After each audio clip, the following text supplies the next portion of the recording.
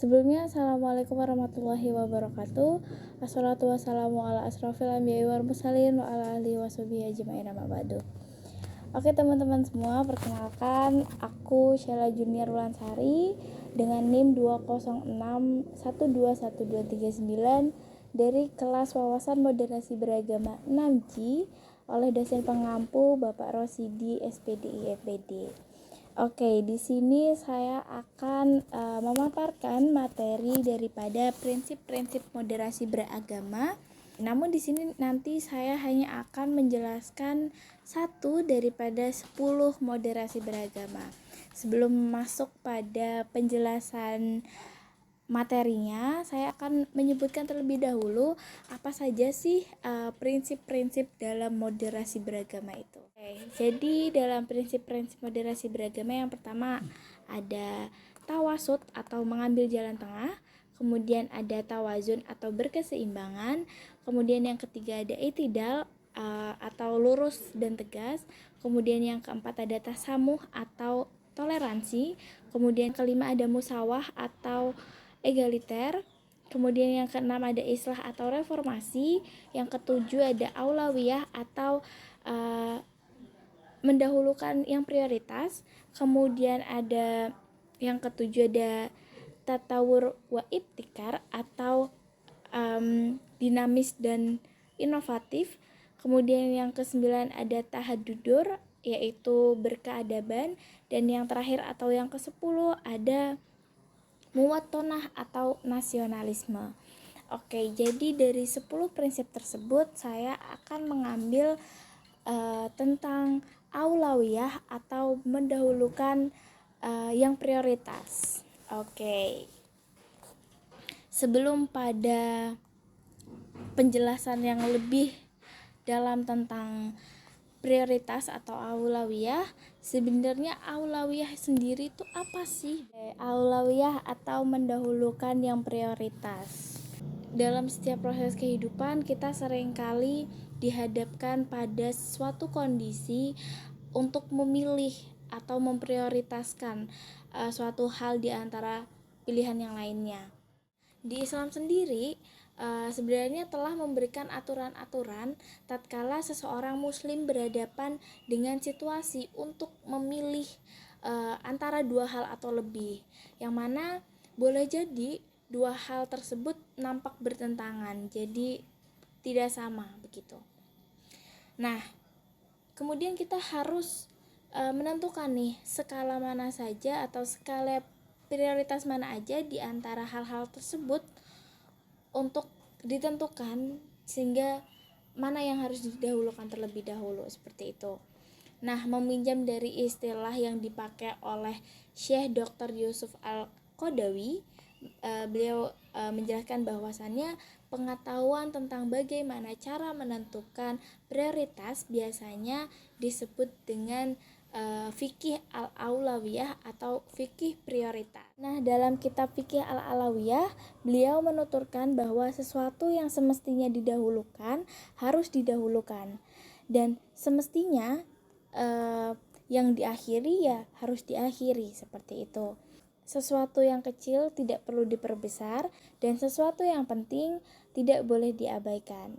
Nah, setiap perkaranya harus diletakkan di tempat dengan seimbang dan lurus, tidak lebih dan tidak kurang. Dari penjelasan yang mungkin sudah saya jelaskan di awal, bisa ditarik kesimpulan bahwasannya skala prioritas adalah ukuran kebutuhan yang disusun dalam bentuk daftar menurut tingkat kebutuhan seseorang, dimulai dari kebutuhan yang paling penting dan diakhiri dengan kebutuhan yang bisa ditunda. Oke, jadi di tabel yang mungkin udah bukan asing lagi untuk kalian yang sering menerapkan hal ini, jadi di atas dan di bawah ini ada semacam kurva gitu, dimana di sini menjadi patokan adalah yang atas kiri mendesak, yang kanan atas adalah kurang mendesak, dan yang dari atas ke bawah, yang atas itu ada penting dan yang di bawah ada kurang penting.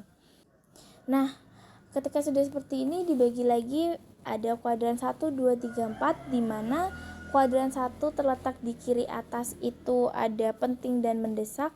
Kemudian di kuadran 2 di kanan atas ada penting tapi kurang mendesak. Kemudian di kiri bawah ada kuadran 3 yaitu kurang penting tapi mendesak. Dan yang terakhir di kanan bawah ada kurang penting dan kurang mendesak. Nah, mungkin dari tabel ini kita bisa ambil contoh ya yang mungkin bakal relevan untuk kalian yang nonton ini atau untuk saya sendiri, atau biasanya saya pakai seperti ini gitu. Nah, saya ambil contoh mungkin dari diri saya sendiri ya, dari contoh kehidupan saya sendiri. Oke, katakanlah tugas A deadline di lusa, berarti kalau ini hari Kamis berarti di hari Sabtu deadline harus segera dikumpulkan. Kemudian tugas B itu di pekan depan di hari, katakanlah hari Selasa begitu ya.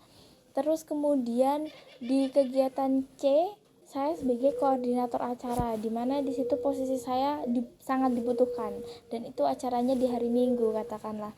Nah, maka bagaimana sih cara menakar berdasarkan tabel ini gitu? Oke, dari yang pertama dulu tugas A, berarti kan dia ada di kuadran pertama yaitu di kiri atas, dimana itu penting dan mendesak karena ini udah hari Selasa dan mengingat dalam satu minggu ini ada yang harus segera diselesaikan, jadi mau tidak mau tugas di hari Sabtu atau tugas A ini harus segera diselesaikan, jadi posisinya ada di kuadran A. Kemudian yang kegiatan C itu dilaksanakan di hari Minggu, itu saya masukkan di kuadran 2 atau kanan atas. Itu ada penting tapi kurang mendesak.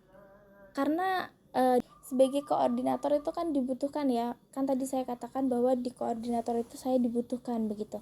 Tapi bisa kok saya oper ke teman saya untuk sekedar hari ini saya kerjakan dulu tugas di hari Sabtu gitu, agar di hari Minggu saya bisa pegang di kegiatan di hari Minggu gitu. Jadi bisa saya katakan itu masuk di penting tapi kurang mendesak. Artinya penting cuman masih bisa dioper ke teman, untuk sementara waktu saya serahkan tugas saya ke teman saya begitu.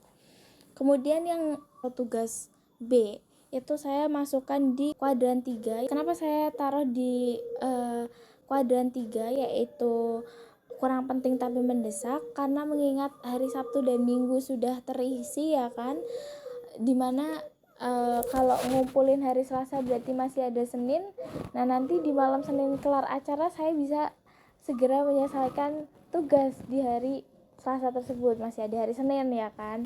Nah, jadi kalau saya sendiri bakal menempatkan tugas B di kuadran 3 seperti itu tuh. Mungkin begitu kalau saya mengimplementasikan berdasarkan tabel ini gitu. Mungkin itu teman-teman semua yang bisa saya sampaikan. Semoga apa yang saya paparkan menjadi kebermanfaatan untuk kalian atau yang mendengarkan seperti itu. Kurang lebihnya saya mohon maaf. Wassalamualaikum warahmatullahi wabarakatuh.